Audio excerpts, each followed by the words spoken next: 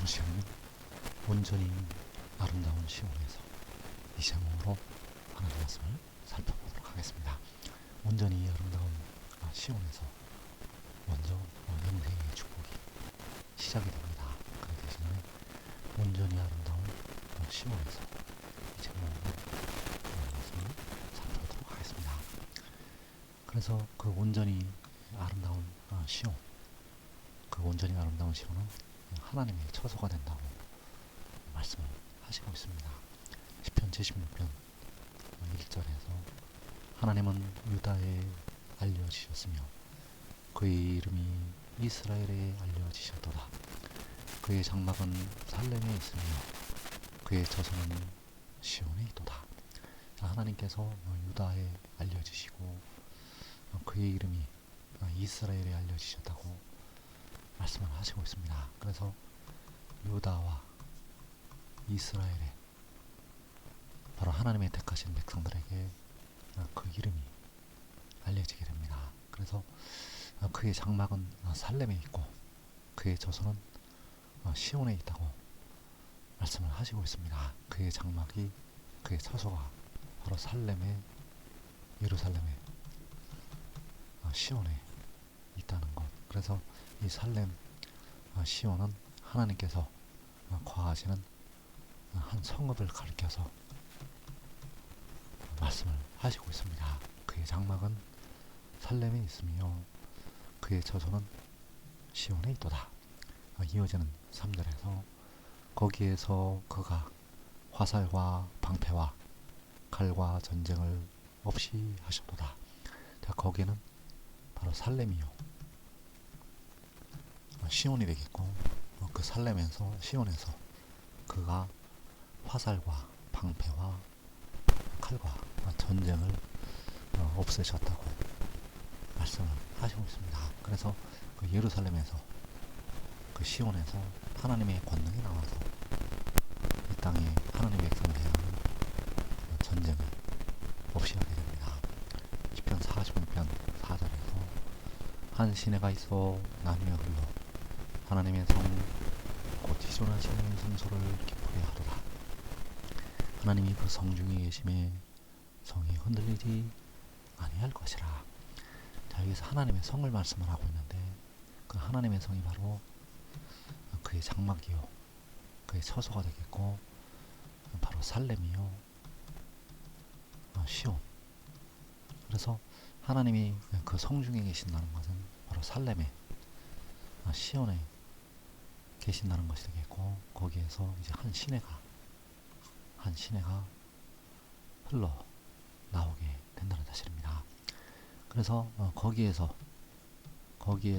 화살과 방패와 전쟁을 없이 하셨다고 말씀을 하시고 있는데, 여기 시편 46편 9절에서 그가 땅 끝까지 전쟁을 쉬게 하시며 활을 꺾고 창을 끊으며 수레를 불사르시는도다. 자, 그가 땅 끝까지 전쟁을 쉬게 하신다고 말씀을 하고 있습니다. 살렘에서, 그의 장막인 살렘에서, 그의 저소인 시온에서 하나님의 권능이 나타나서 하나님의 권능이 나가서 땅 끝까지 전쟁을 쉬게 하시게 됩니다. 그래서 그의 장막인 살렘이요 그의 저소인 시온, 시편 50편 2절에서 온전히 아름다운 시온에서 하나님이 빛을 비추셨도다. 자, 온전히 아름다운 시온에서, 그의 저소인 시온에서 하나님이 빛을 비추셨다고 말씀을 하시고 있습니다. 이어지는 시편 50편 3절에서 우리 하나님의 오사 잠잠하지 아니하시니 그 앞에는 삼키는 불이 있고 그 사방에는 광풍이 불리로다. 자, 우리 하나님의 오사 잠잠하지 아니하시니 그 앞에 삼키는 불이 있고 그 사방에 광풍이 분다고 말씀을 하고 있습니다. 그 온전히 아름다운 시온에서 삼키는 불이 있게 되고, 그 온전히 아름다운 시온에서 사방에 광풍이 불게 됩니다. 그래서 그 삼키는 불이 있게 되는데, 그 삼키는 불은 바로 악인들을 심판하는 불을 말씀을 하시고 있습니다. 그 앞에 삼키는 불이 나타나서 악인들을 심판하게 됩니다. 시편 21편 9절에서 왕이 노하실 때 그들을 풀무불 같게 할 것이라. 여호와께서 진노하사 그들을 삼키시리니 불이 그들을 소멸하리로다. 여호와께서 진노하셔서 그들을 삼키신다고 말씀을 하시고 있습니다. 무엇으로 삼키는가 하면 불로 삼키게 됩니다. 그래서 불이 그들을 소멸하게 되는데, 그래서 그 온전히 아름다운 시온에 삼키는 불이 나타나서 악인들을 심판을 하게 된다는 사실입니다. 그래서 그 온전히 아름다운 시온, 왜 아름다운가? 하나님의 택하신 종들이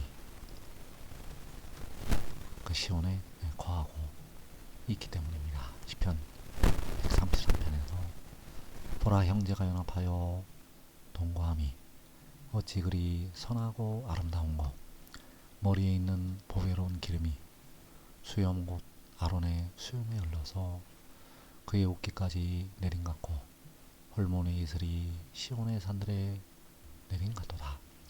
거기서 여호와께서 복을 명령하셨나니 곧 영생이로다. 형제가 연합해서 동거함이 어찌 그리 선하고 아름다운 거라고 말씀을 하시고 있습니다.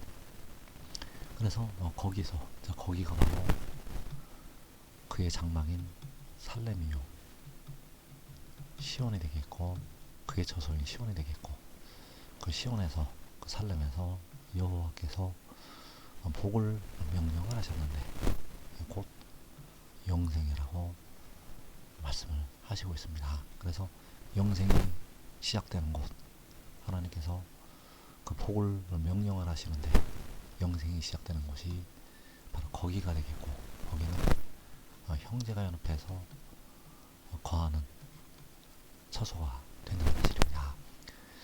그래서 시편 118편 14절에서 영생의 복을